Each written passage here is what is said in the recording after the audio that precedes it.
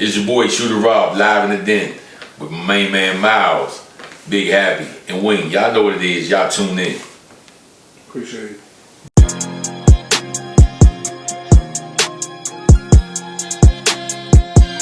We're back live in the den with the Shooter Sports CEO, Shooter Rob, man. We off the cuff a little bit before we left. Talking about, He asked a question. my security over here. He wanted to know.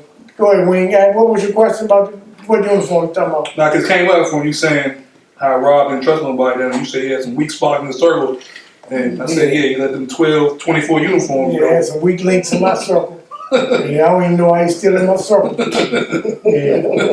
The game was, we was up on the map. Got finesse. Hey, man, you didn't get By a good friend of Miles. Yeah. I trusted this guy and his word.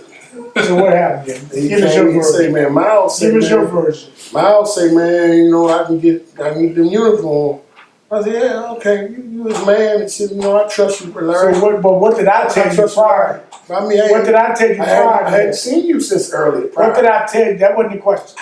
What did I tell you prior to that? I knew he was your man. What did I tell you prior to that? I don't remember. I told you, close to fat that. motherfucker, I said, after the teams get their uniforms, don't get these uniforms to nobody else. After the game, we load up 24 uniforms, disappeared.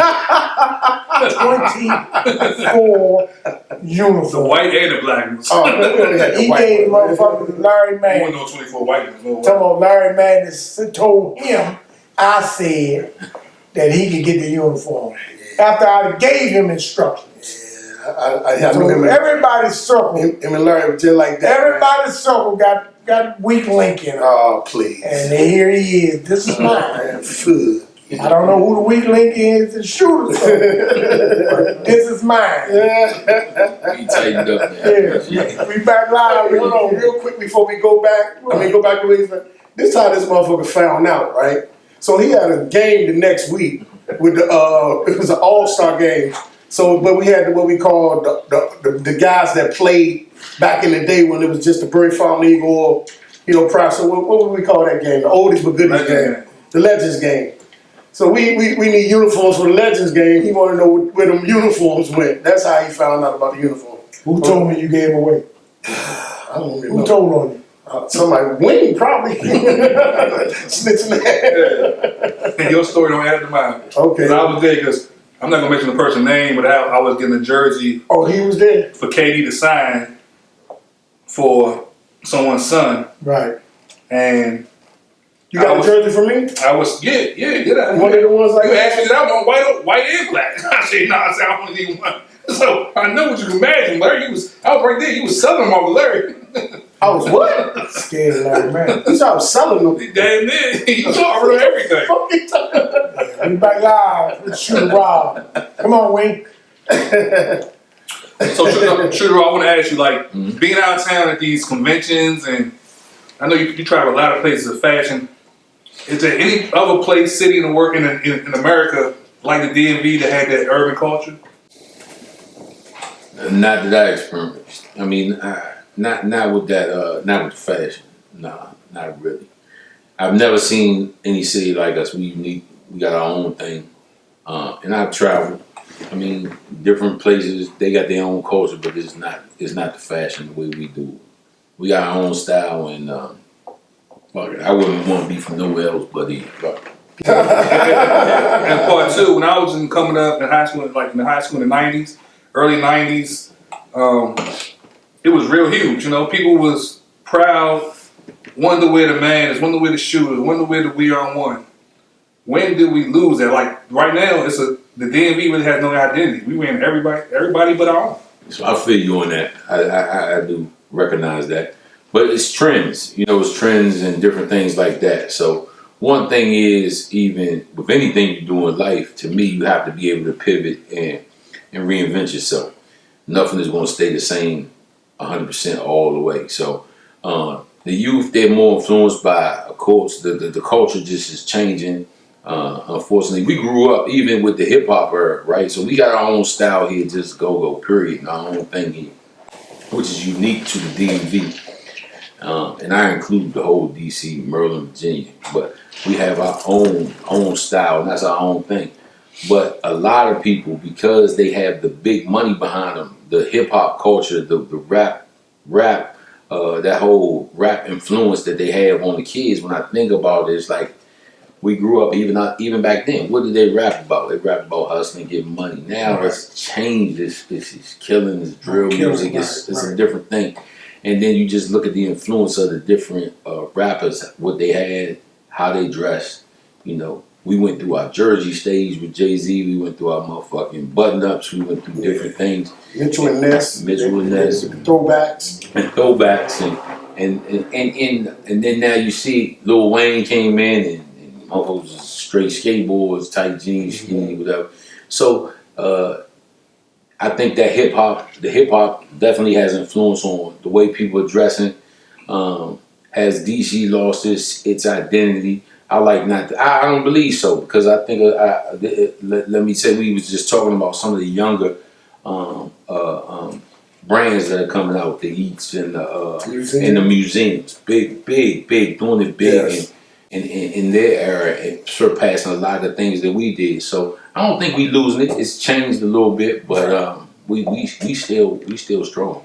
You know, also like the main part of fashion, especially, you know, urban fashion, when they come in to push the out from shooters, is your shoes. Mm-hmm. What you hooking it up with. Mm-hmm. So in your opinion, give me the top 5 shoes in the DMV area that you've seen them come through and hook up shoes outfits with. Of course, we're gonna say New Balance out the gate. We was blessed to have that brand for a while. I actually carried the brand in the store for a while. So New Balance is the staple. This is the DC DMV staple. I know we go back and forth with Baltimore who started it, but I think they know exactly who did that. So New Balance, of course, the Nikes, the J's, everybody's on the Jordan 1s and different things like that. And then we kind of get lost into a whole bunch of designer stuff. I feel like, you know, you got New Balance for us here, you got Nike for us right here.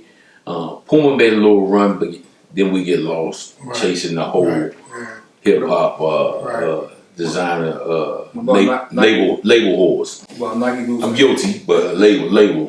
About Nike boots and Air Force Ones. Yeah, Nike boots definitely. As I said, Nike. Air Force One, but Air Force One's in New York more so. Yeah. I say we had New Balance, Nike boots. We definitely, I said, New Balance, Nike, and we kind of Timbs. Yeah, Timbs. Yeah, right. Timberlands was had before too, and then it still has its influence, but yeah, after that. Over the years, let's go back maybe, let's say about 13, maybe 14 years, 15 years, maybe even more. Mm-hmm. That Southern Maryland flea market, that Baltimore flea market, mm-hmm. being able to go out there to those 2 markets on the weekend. Yeah. How was that money, man? Like it was like counting niggas' pockets. Not counting pockets. No. Not counting pockets. I'm saying to be able to do that on the weekends, you know, away from your store. Like you got a storefront. That was gonna be one of my. You know what I'm saying? You going down to Southern Maryland, man. You knocking their heads off down there to Baltimore. You know what I mean? Taking your brand outside of the DMV. Well, still the DMV. Well, yeah, but we're talking about outside of the store. Yeah. So even outside of the store. Yeah. So one of the things when I was talking about pivoting, being able to pivot, right? Mm-hmm. You know. The economy went up and down as a roller coaster. We were spoiled. There was so much money in the city at one point that, well, you didn't have to leave your store. Right. I mean, to be honest with you, motherfuckers was coming. It was just that much money in the city. Right. After a while, in the streets, period. And so when shit tightened up, the reason why I actually started hitting the flea markets was shit got tight. You know, shit got tight. So if you got to be able to humble and put your ego to the side, and realize you got a family and you got shit that you got to be able to maintain. You want to keep this brand going. And some people say, you know what, I may pivot in a different direction. Mm-hmm. You know, for me, I was able to, I said, you know, and trust me, there's nothing wrong with the flea markets or anything like that. But by the same token, because I enjoyed it for me because I got to meet people and got to touch and go. It was almost like a hand-to-hand experience with people. You could touch people that maybe not necessarily was there for your brand.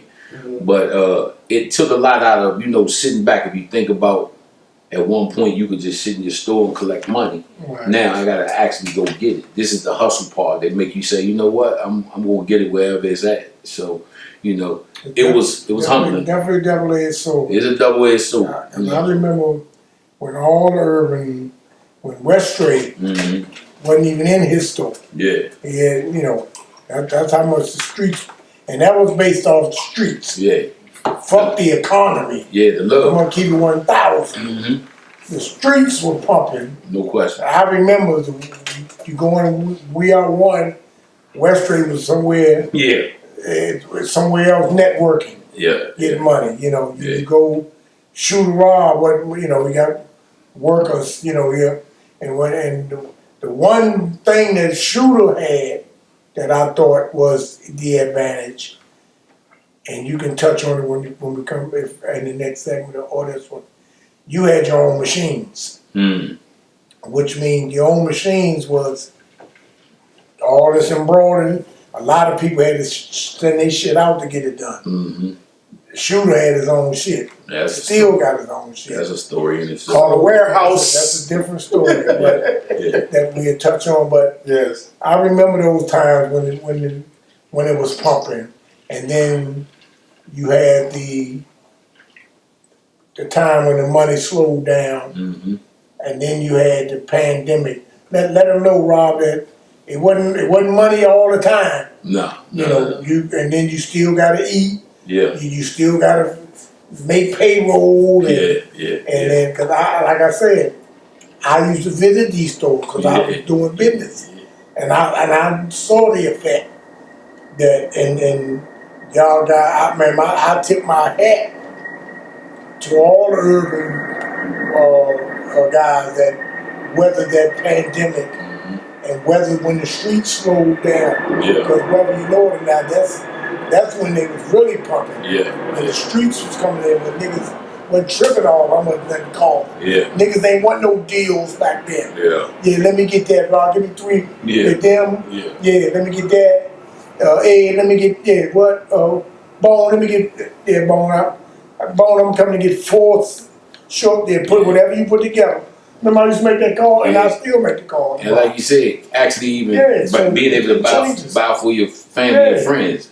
People will come in and spend that bag. They be like, I'm gonna get my man outfit. I'm gonna do this. I'm gonna do My that. kids used to be like, and my friends that are buying that. Nah, don't go. I don't need you to go to Masons, nowhere else to get me. That's respect. Nobody else shit. Real talk. If you want to get me, you want to say, You send them and up. they, my girls used to say, Dad, you wear that, you got it. That's what I wear. That's genuine. You ain't got to go to May, you ain't got to go to Pentagon City. Yeah. Nowhere. My shit is right here. They Because show I'm up. going to wear it. And they show up. Just give me what I wear. Yeah.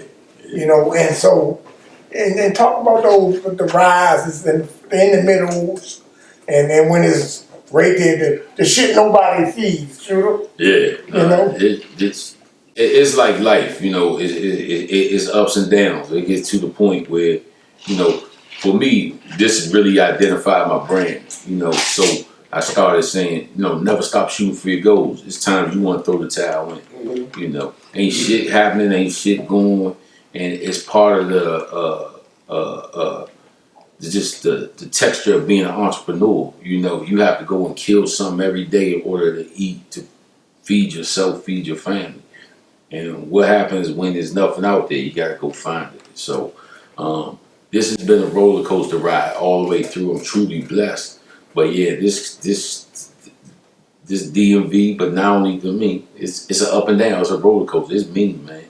And even to touch on what you were saying, it was funny you said about the machines and how we got the machines, and we went through this big thing with Kang. You remember that? Yeah. It was the Chinese dude who actually was doing the embroidery for everybody in the city, and he came out with a line Visions, and he actually copied all our same shit and started putting the shit out, right? So we kind of boycotted that. We pulled together, sat down with Ron Moulton and everybody sat down, all of us got together and said, man, let's do something different, man. We got to start really pulling together and try to do something different. And it just gave me an insight. I can't keep giving my money over. I can't keep doing those things.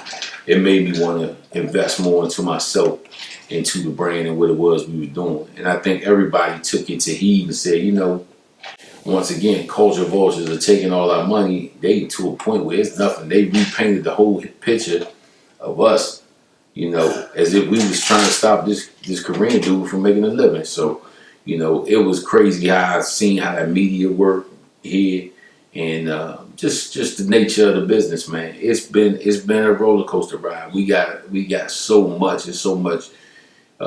It's so many stories just to talk about, Right. even in the urban fashion. You know, these brothers have been through quite a bit, and man, we truly blessed to just be a texture of the whole city, man. So it's a jacket out there, boxy jacket, mm-hmm. and it has shooters, all days. We are one. I want to say Bono and DeMarco Solo. Yep, plays word. Yeah, play. Okay, yeah. Mm-hmm. So, was everybody involved in that, or how did that come about, to your knowledge? So it was presented to us, and once again, I'm all for, you know, collaborating and doing different things, because that's the new nature of the business. I'm open to collaboration. That ain't go necessarily the way I may have wanted it to go, but you know, I'm open to really just putting things together, and that's really, you know, joining together. Sometimes when you got that many actual bosses or people who run their own company trying to come together and do something together, it's difficult. It's extremely difficult to have the same vision. So, but it was good to see everybody to see collectively us all on one piece. So, you know, but go ahead. When they presented it to y'all, did they give y'all a certain amount per store? Because I seen Kenny with some, I seen you with some. Yeah, it was a little, it was different, man. Hey, can I say The something? nature of that motherfucking Sure, deal was a little Shooter, different. listen. Shooter, Look back here. What they say? Shooter Rob sugarcoated. Yeah. What they say? Because we no holds barred. Come on, talk to me, bro. Because we talked about it. Okay, we won't talk about it no more. It didn't go as planned. Didn't go as planned. Y'all But made mistakes. It was a great idea. It was a great The idea. idea in itself was great. Yes, sir. Let me ask you this: you just celebrated. We recently celebrated 25 years. Yes. So, I view as a successful person, Yeah. but my reason is a little different. What is success to you? How do you define your own success? Man, I define my success as just being able to, you know, take care of my family, you know, be a part of them, you know, not necessarily financially, just be a part in the fabric of my family, my community. You know, I'm at a point where I just want to give back, you know, take the time to do certain things that may be outside of my comfort zone. Being on podcasts, talking to people and getting them to know my story. I'm like, man, it's time to really give back.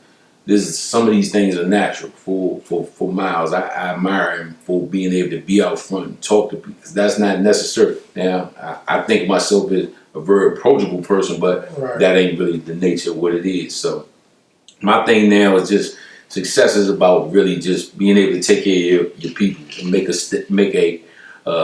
build your legacy in your community. So that's what I consider success. You know, I really feel like I'm blessed more than anything, and just want to continue to, you know, move in that direction. So. Let's take it back. Mm-hmm. You had 3 locations at one time. Mm-hmm. I can't say that about any other urban, DMV urban wear CEO. Mm-hmm. But then after that, we came out what we call basically the mega store, Mm-hmm. home base. So Yeah. you close everything else down. Yeah. You got one big location where you do basically mostly everything in there. Everything. I know mostly that's the headquarters. Yeah, that's the headquarters. So how was it having 3 locations? That's basically my question. So being it was extremely hard to manage, right? Because sometimes for me, when we talk about the trust issues and different things, you have to have systems in place and different things. And once again, you can't necessarily read what other people show you one thing and do another. Trying to manage 3 and 4 different locations is extremely difficult. And you had a small warehouse at the time too. And had a warehouse where I did my own I forgot thing, about that. So you had 3 locations plus my and a warehouse. small warehouse. Yep, yep. So you got to manage all and All of you those. were mostly at the warehouse. Yep. Because you was getting that product done. Yeah, I'm mostly behind the scenes. I'm taking care of the backbone of the business, the payroll, the trying to schedule and the making sure we get the proper garments and all that other stuff. So it's a lot of work that goes into the business behind the scenes that's not seen. So a lot of times I'm not out front, but to actually, my vision was to actually bring everything together. So we was able to do it over there, 7736, the mega store, Forestville. Y'all come see us. Y'all gonna see Shooter Chris up front. Like Guess that what? plug. I'm in the back. Radar Shooter Chris. Oh my God. He look like Radar Dish. My God. That's my man. What's good, Chris, man? Held me down The over the ultimate years. manager. Yeah. Shout out to Thing I Jack. like most about you, man, Yeah. like Pennsylvania Avenue, I've been Yeah. to all the stores. Yeah. Yeah. And sent folks to the stores, and the most thing me and you used to always do off the cuff was the conversations. Mm-hmm. They thought that I'm just, nobody knew our relationship. That's right. You used to talk business to me. Yeah. You used to cry on my shoulder, Yeah. and we used to sit in the back and just kick it. Kick. And you say, hey man, it's the MR man, blah blah blah, this is this is this, bop bip bop bam, and I used to give you my spiel on it, and we always been 1,000. Yeah. I don't know if we got enough time in this segment, Yeah. but we'll come how much time in this segment? We do it We got about another 8 minutes in this segment. properly. Employing folks. Mm-hmm. When the pandemic hit, Rob, Yes, sir. talk about that pandemic when nobody was coming out. I know you didn't ever consider shutting down, but Right. that was a tough time for everybody No question. that was out here trying to make $1 out of 15 cents. Yes, sir. That pandemic hit, man. It was borderline panic. Fuck it, it was panic. Yeah. It was like, man, I ain't supposed to go out the house and you this and it was extremely rough. When you start talking about pandemic and shutting down everything, what's the future of this? Where we go from here? It's already a struggle. Trying to piece together these, what you already doing. Right. And then, as an entrepreneur, but then for the government to shut you down and tell you can't move, it was completely, it was pandemonium, going through your mind. And how the hell do you even navigate that, Right. man? And that's where this is where your faith is, this is where I had to really dig in the trenches and depend on the higher power. This is where, I started continuing to build that relationship with God to be able to know, man, I ain't. People were doing a lot of praying back then. Nah, real talk. The non-prayers, Praise and prayer. they was on God's doorstep No every question. goddamn day. Yeah. About when that pandemic Yeah, hit. he got a lot of people's attention, and rightfully so. So I was able to direct that without going into a whole bunch of that. But hey, man, I've been blessed, man. I've been blessed. It got me refocused. So when the doors open, once again that other part of me, the hustler, the grind, come out. So it was like, let's go. And believe it or not, it really helped it helped us out in certain ways because motherfuckers was locked down for 30 some days, whatever. You can't move. When they start first letting motherfuckers out the gate, these niggas like boom, like what I'm saying, motherfuckers was dead. And of course I'm sitting on fucking shit like, Come on, I got it. We over for business. How was your online during that pandemic? Online was absolutely nothing, man. I'm gonna be honest with you. It made me started once again pivoting towards stuff because I've been slow with my online. So Okay. it made me start developing and trying to look. Of course, my hustler shit said, "Well, let me try to figure out what avenues are still there."